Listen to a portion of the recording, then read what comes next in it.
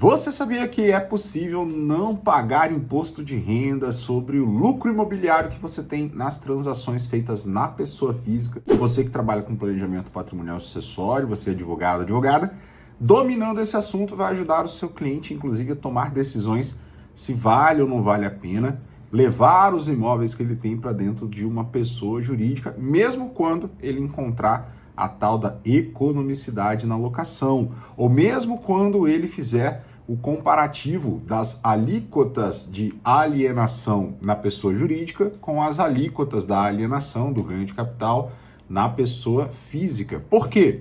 Lá dentro da pessoa jurídica, você vai encontrar muita gente falando que é mais vantajoso fazer a venda na PJ do que na PF. Por quê? Porque você tem uma alíquota efetiva da operação de venda imobiliária menor do que a alíquota do ganho de capital na pessoa física. Só que na pessoa física nós temos regras que permitem que nós não paguemos imposto de renda nenhum sobre esse ganho de capital. E conhecer essas regras é algo fundamental para você que quer prestar uma consultoria mais completa, séria e compromissada de verdade com a construção de patrimônio do seu cliente.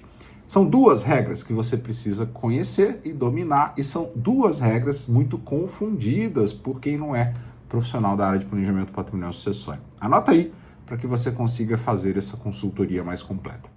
A primeira regra você encontra no artigo 133, inciso 2º, do Decreto 9.580 de 2018, Decreto Regulamentador do Imposto de Renda. É o da alienação do único imóvel de até R$440 mil. Presta bastante atenção. Único imóvel que não precisa ser urbano. Este único imóvel pode sim ser um imóvel rural. Este único imóvel não precisa ser um imóvel residencial. Ele pode ser um imóvel comercial, sim.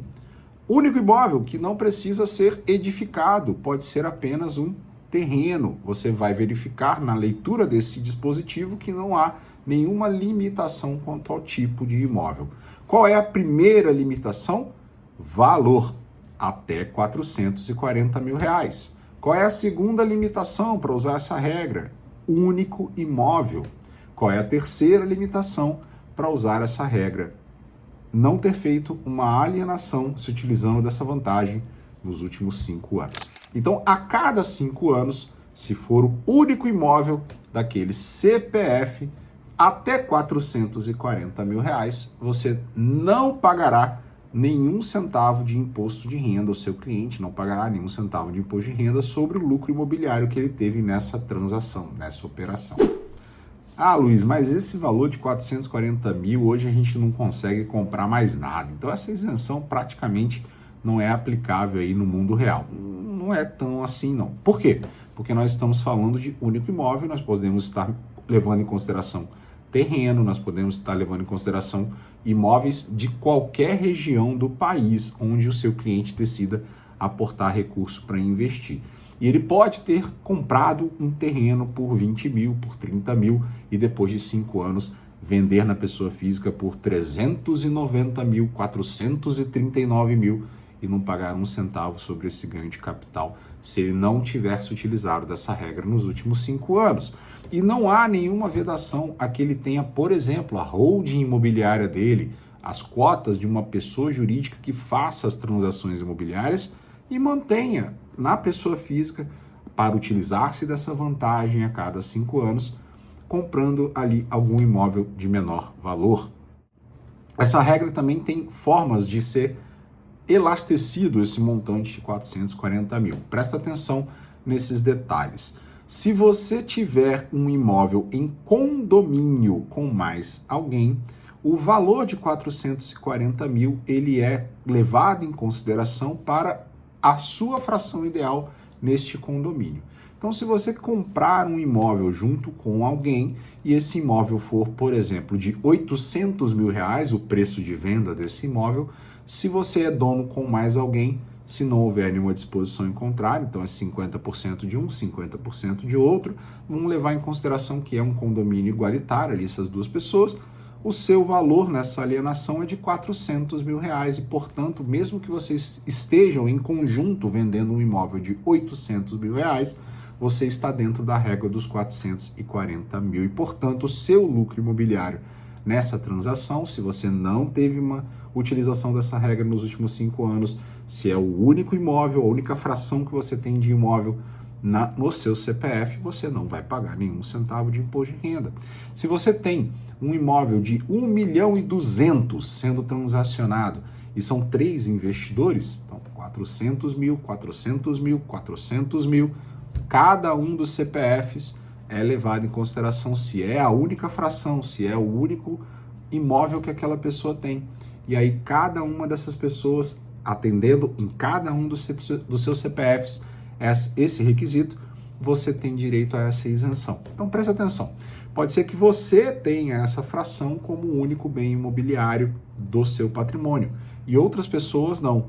Para você, essa fração de até 440 mil reais, ela vai sair sem nenhum custo tributário de imposto de renda na alienação sobre o ganho de capital que você teve na transação. Então, um imóvel de até 880 mil reais, se você tiver em 2 pessoas. Digamos que você tenha 3 pessoas, já subimos ali para mais de 1.200.000. Digamos que você esteja em 5 investidores, em 10 investidores. Então, o valor do imóvel, ele pode ser maior do que 440 mil reais, sim, desde que a fração que você tenha neste condomínio que está se estabelecendo preserve esse valor teto de até 440 mil naquilo que corresponder ao valor de venda, beleza? Então, uma forma também de você investir ali. Exceção dessa exceção, quando você estiver falando de um condomínio entre marido e mulher. Nessa situação, é o valor da venda, pura e simples. Então, se você tiver com sua esposa, né, com seu esposo, com seu companheiro, com sua companheira, com seu, enfim, fizer a venda aí junto com o seu cônjuge de um imóvel ali de 700 mil reais, de 800 mil reais, a gente vai estar extrapolando essa regra, porque leva-se em consideração, se for o único imóvel, até 440 mil. Mesmo sendo 2 proprietários, a regra no que diz respeito quando é sociedade, quando é condomínio entre cônjuges ali, até 440 mil. Se for um irmão, se for um parente, se for um amigo, um sócio investidor, não, aí você consegue ir aumentando esse valor. Essa é apenas a primeira regra. E observe, você pode fazer o que quiser com o proveito econômico que você teve com essa transação. Pouco importa se você vai usar esse dinheiro para comprar ações depois, se você vai usar esse dinheiro da venda para comprar fundos imobiliários, se você vai usar esse dinheiro da venda para comprar ou não outro imóvel. Pouco importa. Não há nenhuma necessidade de controlar a destinação desse recurso quando você faz a venda, desde que seja o seu único imóvel na pessoa física, desde que você respeite esse teto que eu falei, desde que você não tenha se utilizado dessa regra de não pagamento de imposto nos últimos 5 anos. Outro detalhe importante que eu vou repetir aqui, não há nenhuma vedação na legislação para que você tenha, além desse único imóvel na sua pessoa física, esse único ativo imobiliário na sua pessoa física, que você seja titular de cotas ou de ações de uma companhia que faça investimentos via CNPJ em imóveis. Então você pode ter uma imobiliária e também investir como pessoa física, se valendo desta benesse tributária que a pessoa jurídica não vai ter. A segunda regra também está prevista lá no Decreto 9.580 de 2018, no artigo 133, inciso 3º. Essa regra nós vamos chamar de regra de reinvestimento. É a regra, sim, que olha para o tipo do imóvel que está sendo vendido e te obriga a utilizar o proveito econômico desse recurso oriundo da venda na compra de novos imóveis. Imóveis de que tipo? Tanto da venda quanto os novos que você tem que adquirir com o dinheiro proveito dessa venda. Imóveis residenciais. Aí sim, nós temos um limitador. Na primeira regra, não. Na segunda regra, sim. Se você estiver vendendo, por exemplo, um galpão ou um imóvel comercial, você não vai poder se utilizar dessa segunda regra. Se você estiver vendendo um imóvel residencial, sim, você tem direito a utilizar essa segunda regra. E o que você precisa para se valer dessa segunda regra que te permite não pagar imposto de renda? Você deve vender, deve receber o recurso e deve realocar esse recurso em imóveis residenciais. Em quanto tempo você deve fazer isso? 180 dias. E Luiz, eu tenho algum limitador de valor? Não. Diferentemente da primeira regra, que limita até 440 mil reais, na segunda regra, ou regra do reinvestimento, você não tem um limitador de valor. Qual é a motivação disso? Parte do pressuposto que você vai alienar imóveis e vai comprar novos imóveis residenciais, aquecendo a economia, estimulando o mercado imobiliário, não apenas melhorando a sua qualidade de habitação, mas também estimulando este segmento da economia como um todo. Então, por diversas razões, a legislação tributária da União estimula que você mantenha ali aquecido o mercado imobiliário na construção civil e também possa adquirir imóveis cada vez melhores, moradia melhor para você e para sua família.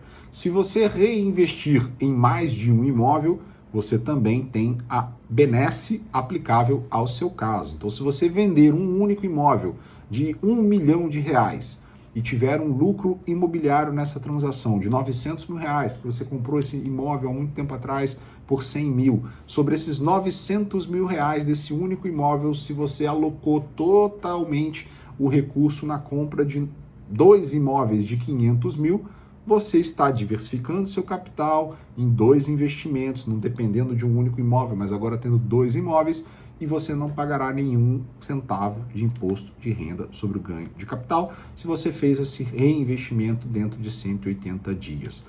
Detalhes importantes, então: pouco importa o valor do imóvel que você está vendendo, pouco importa o tamanho do lucro que você teve. Se você reinvestir em até 180 dias, o imóvel que você vendeu tem que ser residencial, os imóveis ou o imóvel que você vai comprar tem que ser residencial. Você precisa fazer isso dentro de 180 dias. Esses 180 dias começam a contar da data da celebração do contrato, mesmo se você estiver fazendo uma venda parcelada. Cuidado, presta atenção nesse detalhe, é da data da celebração do contrato.